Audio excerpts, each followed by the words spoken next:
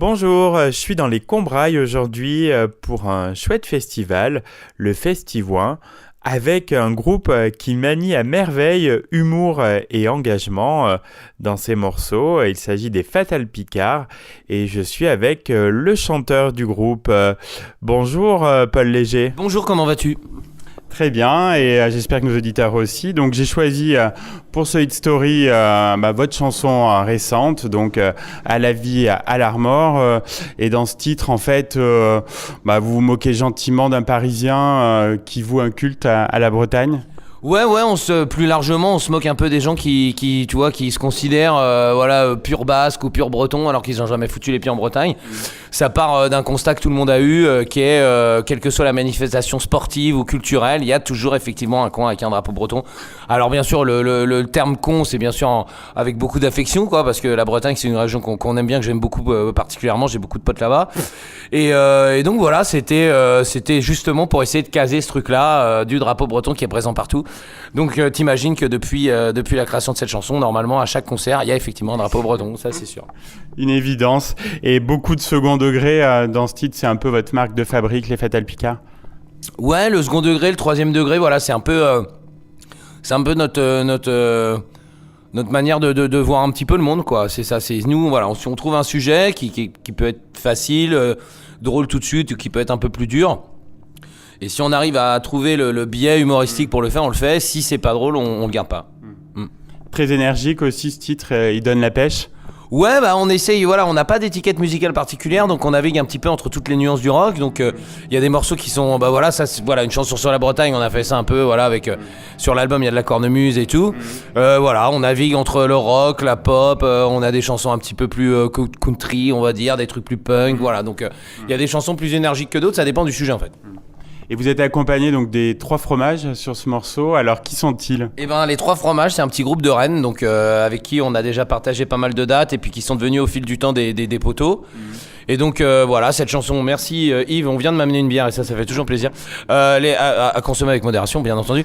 Et donc voilà, ça nous semblait comme une évidence de jouer avec eux, sachant qu'il y a des membres du groupe qui interviennent aussi dans une autre formation qui s'appelle les Sons of O'Flaherty, qui font vraiment de la musique un peu typique bretonne, celtique, on va dire, qui avait un pote qui avait une cornemuse, on a fait venir tout le monde et puis voilà, c'était une bonne occasion déjà de rigoler et puis aussi de faire un truc sympa. Et c'était une évidence que ce soit le premier single donc de votre album Fatal Picard Country Club. Ouais, parce qu'en fait, si tu veux, pendant l'enregistrement, c'est vraiment le truc qui s'est dégagé le plus. C'est le truc qui s'est dégagé le plus et puis qui était assez original au niveau de la musicalité du titre. Et puis faut bien en choisir un en fait. Et puis comme on a qu'un seul featuring sur cet album, c'est les Trois Fromages. Voilà, on a décidé de faire ça, un petit clip quand on a enregistré le truc et voilà. Est-ce qu'en filigrane, il n'y a quand même pas l'idée d'ironiser sur les personnes qui servent un peu de leur identité, notamment régionale, pour exclure les autres ? Ouais, c'est un petit peu ça, c'est ce que j'appelle un peu le racisme de proximité, quoi. C'est-à-dire, tu vois, ma rivière, elle est plus propre que celle d'à côté, alors que, tu vois, on habite un village à 20 bornes et pourtant, voilà, on se déteste. Voilà, c'est ce côté. Alors moi, le côté régionaliste, moi, j'en ai pas trop, je suis du Val-de-Marne, tu vois, je suis de banlieue parisienne, donc il n'y a pas d'identité propre. Je peux comprendre que des gens qui soient nés au Pays Basque, en Bretagne, en Alsace, ils soient plus attachés à leurs racines. Et ça, c'est pas quelque chose qui me dérange. Après, quand ça en devient un peu agressif et quand ça en devient un petit peu revanchard, voilà, là ça me dérange. Est-ce que vous avez rencontré Nolwenn depuis la sortie du morceau ? Alors on n'a pas rencontré Nolwenn Leroy, je crois qu'on la rencontrera pas, je sais plus, on avait joué en Bretagne une fois, je l'avais vanné, ça avait fait la première page du truc de Bretagne, donc je sais pas si elle avait été au courant. Non voilà, Nolwenn on la taquine finalement, nous voilà, notre manière de taquiner les gens, elle est jamais fondamentalement méchante, on aime bien, voilà, c'est de l'humour un peu à la collège, au collège, voilà, on la vanne un peu, voilà, et puis voilà, c'est pas méchant. Et Trian, vous les connaissez ? Trian, on a déjà joué avec eux, pas personnellement non plus, mais c'est vrai quand tu parles de musique bretonne, voilà la référence qui s'impose, voilà, il y a Matmata, Trian, Alain Stivell, enfin tu vois les trucs comme ça, donc comme on essaie de trouver des petites blagues qui allaient avec, on s'est dit voilà le jour de la sortie d'un regard de Trian, il a racheté les gens écouteront la chanson, ils seront une idée. Logos FM, c'est la radio de l'Auvergne, vous avez pas prévu un morceau sur la région ? Alors on n'a pas prévu de morceau sur l'Auvergne pour l'instant, mais ça peut venir, ça pourquoi pas.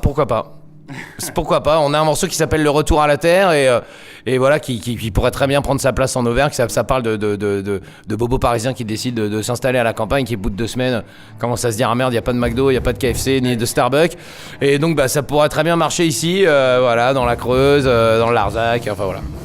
Ce single était un avant-goût de votre album, donc Fatal Picard Country Club. Il est résolument tourné vers le rock quand même, avec des titres assez énergiques. Ouais, c'est ça.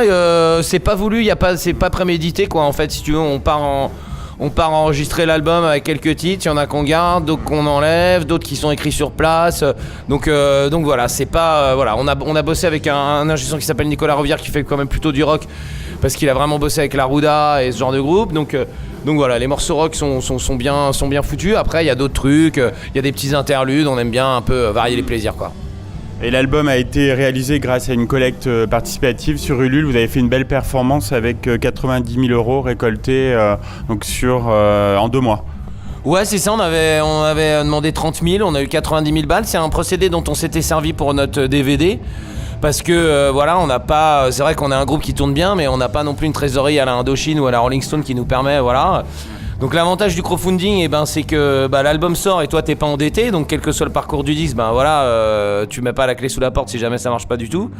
Et puis pour les fans, les gens qui l'auraient acheté de toute façon, ils le précommandent, on va dire, mais ils ont des petits cadeaux en plus quoi. Si t'achètes le disque, t'as un t-shirt, un autocollant, un sac, des merdes. Plus tu mets de sous en fait, plus t'as de contributions, plus t'as de petits trucs. Voilà, au départ moi je trouvais ça un peu, je me suis dit voilà, les Fatal Picard, on a un groupe qui tourne, est-ce que les gens vont bien comprendre ce concept-là, mais les fans ont été hyper contents de pouvoir justement, au-delà d'avoir des cadeaux en plus, ils étaient vraiment contents aussi de pouvoir nous aider à faire ce disque, et vraiment c'est voilà, attaquer la sortie du disque avec une trésorerie à 0, c'est énorme quoi.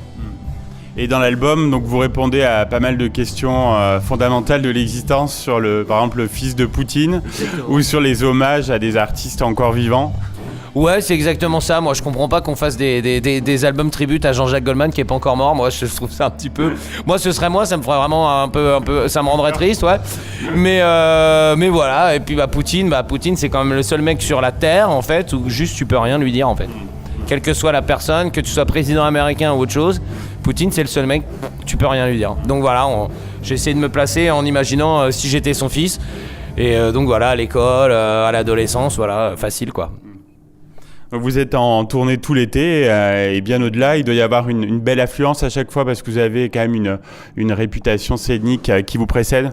Écoute, en règle générale, ça marche plutôt bien. Bon, après, c'est pareil, la vie sur la route, quand tu fais 100 dates par an, elles sont pas toutes non plus merveilleuses et tu t'en rappelles pas non plus toute ta vie.